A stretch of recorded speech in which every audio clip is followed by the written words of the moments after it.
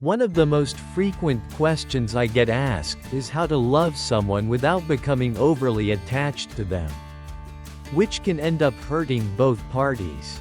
People often say, "I fall in love with this person, and I become too attached," which hurts me and the other person.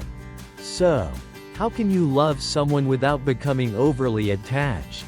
To understand this, first, you need to know the difference between love and attachment. Let me explain the difference. If you are in love with someone, it means you experience pure love. In this case, you would say, "I need you to be happy." If that happiness includes me, that's even better. However, if it doesn't, that's okay too. I still want you to be happy in your life. This is love. In contrast, with attachment, you would say, "You need to make me happy." If the other person is unable to make you happy, you might ask, "Why aren't you making me happy?" You feel that the love they give you and the things they do for you are not enough. This is attachment. Do you see the difference? In love, you think about the happiness of others. As a result of wishing for the happiness of others, you often receive that same happiness in return. But in attachment, you focus solely on your own happiness, which can become a form of selfishness. So, how does attachment happen? Here's how. You meet someone and think, "He or she is perfect for me, the best thing for me, and I want to be with that person forever." You feel you need to be with them forever, and you don't want to let them go. In this case, you hold on to that person tightly. You try to protect them, sometimes overprotecting them. Some people even impose restrictions, such as saying, "You should not use social media," "You shouldn't talk to other people," or "You shouldn't leave the house." However, the more you try to control someone's life, the higher the chance you'll lose them. If you dive deep into the Buddha's teachings, you will find that they emphasize the importance of living in your own private world. Just as others are living in their own private worlds, you create your own happiness and sadness, and everything you experience is created by you. The same applies to others. They're creating their own worlds. Just as you like to be happy and free, the people around you also want to be happy and free. What happens when you try to impose restrictions on someone? They don't like it. No one wants to be completely controlled by someone else. People need some degree of freedom in their lives. So if you try to overprotect and hold on tightly to someone, thinking that you need to be with that person, the chances of losing them become very high.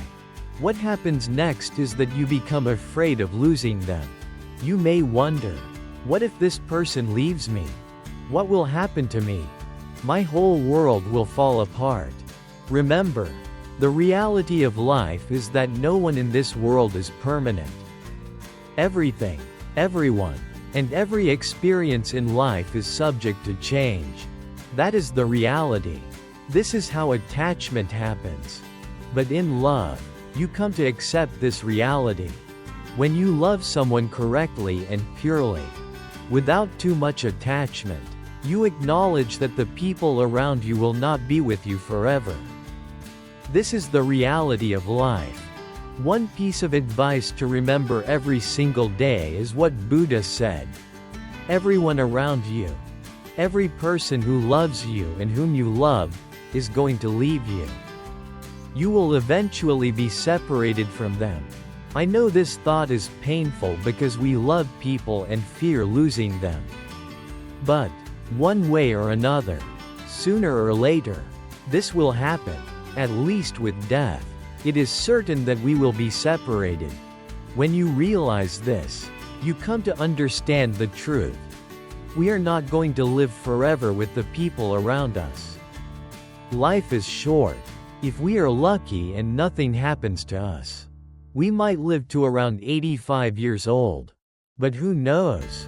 So, What should you do when you know you won't be with this person forever? You should show love, affection, kindness, and compassion in the best way you can in the time you have with them. You recognize that your time together is limited. To love someone, you must understand the reality of life. What is the reality of life? Everything is subject to change. Everything is ever changing, which is called anitya in Buddhism, impermanence. The second thing is that everyone suffers in their own way. We suffer in our personal lives. And others do too. If you expect other people to fulfill all your needs and meet all your expectations 100%, that is not going to happen. Everyone is dealing with their own suffering. Understand this. It is called dukkha in Buddhism. The third reality is that no one is under your total control. You cannot control other people completely. This is called anatta, the concept of not self. You cannot control the world around you. The problem is that we often worry about things we cannot control. Can you control other people's behavior? No. Can you control how they treat you? How they speak to you? Or what they think of you? No, that is their business. What you can control is your own life, how you live, how you respond, and how you treat others. That is entirely within your control. Once you understand these three things, the impermanence of life, the suffering everyone experiences, and that no one is fully under your control, you will begin to understand the truth of life. This is the reality we all face. Once you grasp this, you will learn to be compassionate and to love others. You will be able to say, no matter what happens, whether you stay with me or not, it's okay. I wish you happiness and the best. Then, that love will never hurt you.